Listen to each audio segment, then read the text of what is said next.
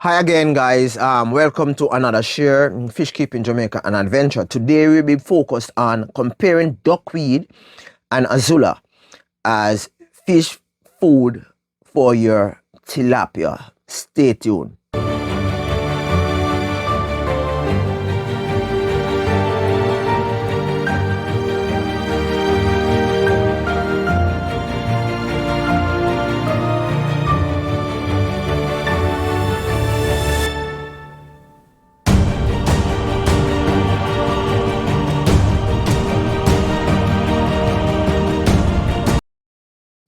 Hi everybody, welcome again to another episode of Fish Keeping Jamaica. Welcome to my channel.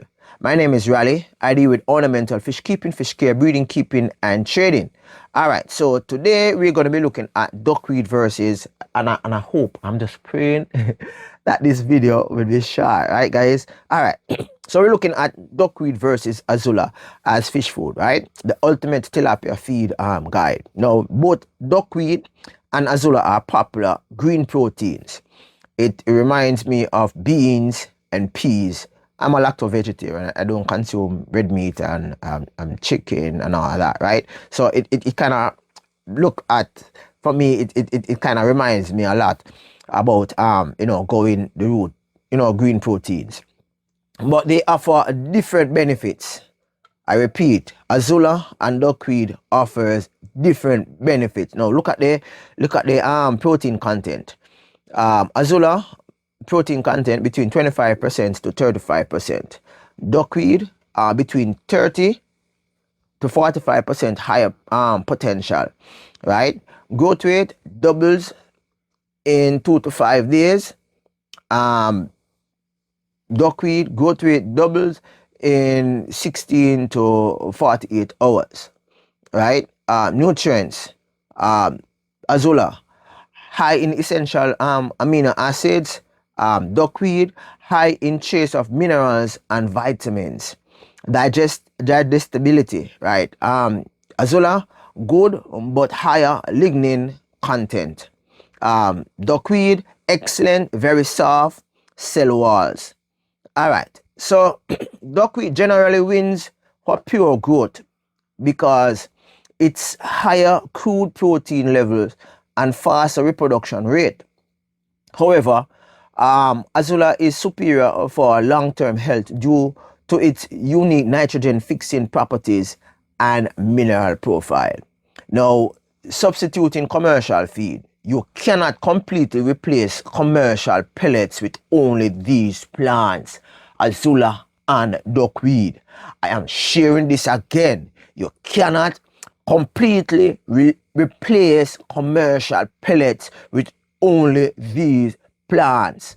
If you want maximum growth, commercial feed is a balance, or should I say, is a balance, right?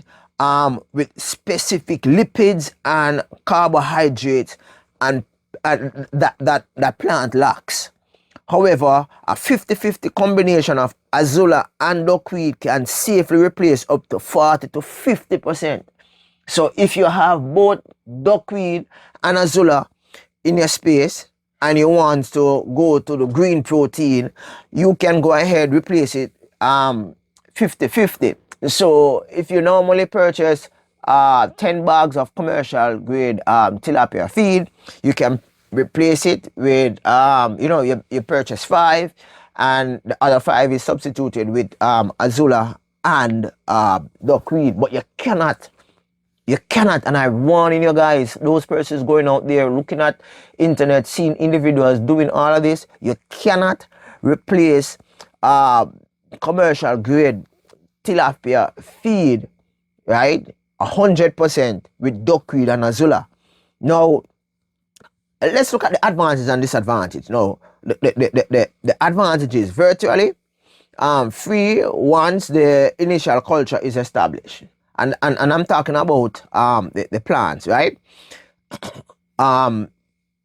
Also, both plants absorb ammonia and nitrates from the fish waste, right? You all know that aquatic plants uses the nutrients that exist within the water space, and the waste that the fish produce, right? Sustainability reduces reliance on fish meal based on commercial feed. So you have three advantage here that you can actually look at when considering Azolla, right? However, guys, you have, let me run through the advantage again. One, cost. It's relatively cool or cheap or reasonable.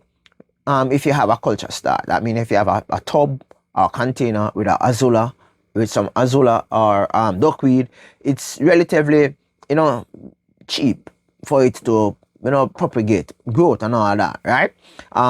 Water quality is excellent because the plant itself is as if it sucks up all the waste within the space, right?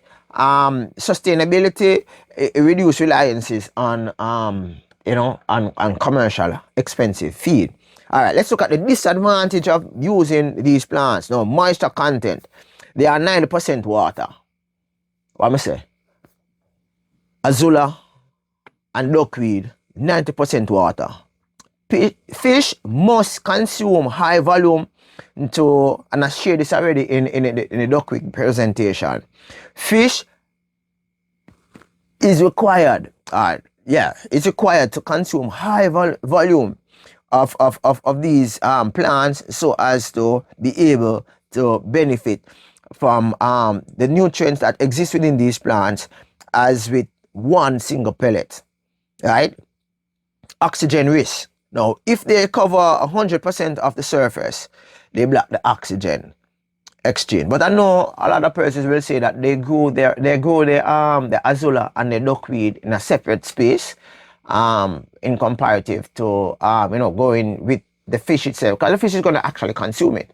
But the thing is that you're going to have to probably replace some amount of fish there, not necessarily tilapia, to control one, mosquitoes, two, frogs probably might come in and lay eggs, and you might have them fly coming in and lay eggs also, right?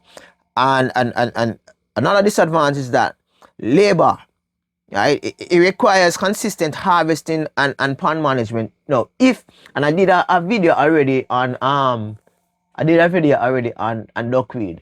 Duckweed have a tendency of falling over on itself, and eventually what the older duckweed dies and younger duckweed new duckweed start to shoot at the top.